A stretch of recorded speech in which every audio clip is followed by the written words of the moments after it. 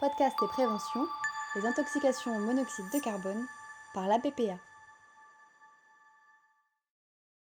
Après quelques problèmes techniques qui se sont résolus sur plusieurs jours, la mise en route de ma chaudière neuve installée dans ma cave a eu lieu en fin de journée. Méfiante, à la suite des incidents rencontrés, et j'ai demandé au chauffagiste ce que je devais faire en cas de dysfonctionnement. Il m'a dit « Vous ne touchez à rien, c'est le système de sécurité qui s'en chargera ». Dans la nuit, j'ai été réveillée par un énorme bruit qui provenait du tuyau d'évacuation des gaz en haut de ma cave. Après un moment, ce bruit a cessé, je suis allée me recoucher. Au matin, le bruit était toujours là, un bruit de battement très fort qui secouait le tuyau, pour rappeler. J'ai donc appelé le technicien chauffagiste qui n'est pas intervenu dans la journée. Au moment du déjeuner, mon fils m'a dit qu'il ne s'en sentait pas bien, qu'il avait de forts maux de tête. On pensait à une grippe ou à la Covid. Et de mon côté, j'étais dans un état normal, mais j'avais passé la matinée en grande partie à l'extérieur de la maison.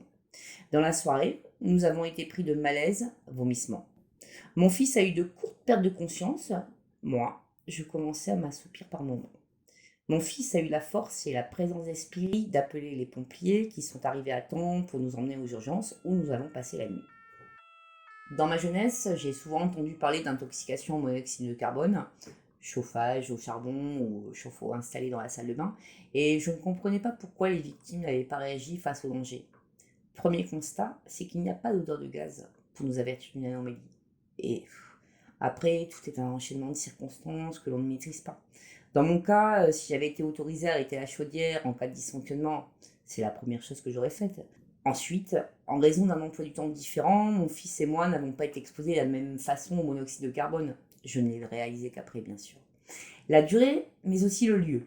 Mon fils a passé toute la journée au second étage sans sortir. Moi, avec mes allées et venues, j'ai retardé le phénomène d'intoxication.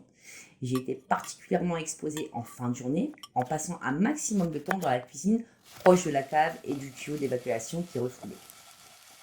À ces deux facteurs, durée et lieu d'exposition, s'ajoute notamment la sensibilité individuelle des personnes exposées. Nous n'avons pas eu les mêmes symptômes. Mon fils a gardé sa lucidité pour appeler les pompiers.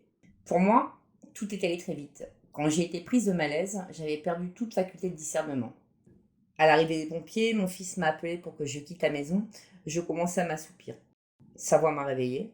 J'ai vu ma chienne qui rampait devant mes yeux. Je n'ai même pas eu la présence d'esprit de l'appeler pour l'emmener avec moi. Les intoxications au monoxyde peuvent toucher tout le monde. Il faut être attentif en cas de symptômes, car tout peut aller très vite. Et heureusement, nous avons prêté attention à notre état et nous avons été pris en charge assez vite. Et donc, nous n'avons pas eu de séquelles. C'était un soir de janvier 1985, un soir d'hiver. Il y avait beaucoup de brouillard. J'étais en train de passer une soirée classique en famille au coin du feu. Nous décidons d'aller nous coucher environ vers 22h30. Rien ne montre que tout va mal.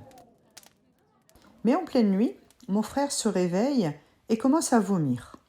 Mon père, qui entend des bruits anormaux, se lève très difficilement et se demande pourquoi il a moins de réflexes.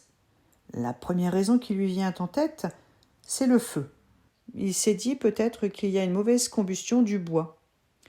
Donc, il essaye de se lever, d'aller à une fenêtre pour aérer la pièce. C'était un très bon réflexe. Donc, finalement, nous étions victimes d'intoxication au monoxyde de carbone. Le monoxyde de carbone, donc c'est un gaz incolore, inodore, qui asphyxie. Donc, finalement, tous les membres de la famille étaient plus ou moins touchés. On avait moins de réflexes, le cerveau est moins oxygéné. Je me souviens moi-même que j'entendais, je comprenais moyennement ce qui se passait, mais je n'arrivais plus vraiment à bouger. C'était assez étrange. Mon père, ayant bien cerné le problème, appelle les pompiers. Les pompiers sont arrivés quelques minutes plus tard et ils nous ont emmenés dans le centre hospitalier le plus proche. Nous avons été placés sous oxygène par voie nasopharyngée pendant environ 24 heures et nous sommes sortis du service le lendemain. Et le lendemain, c'était tout simplement le jour de mon anniversaire.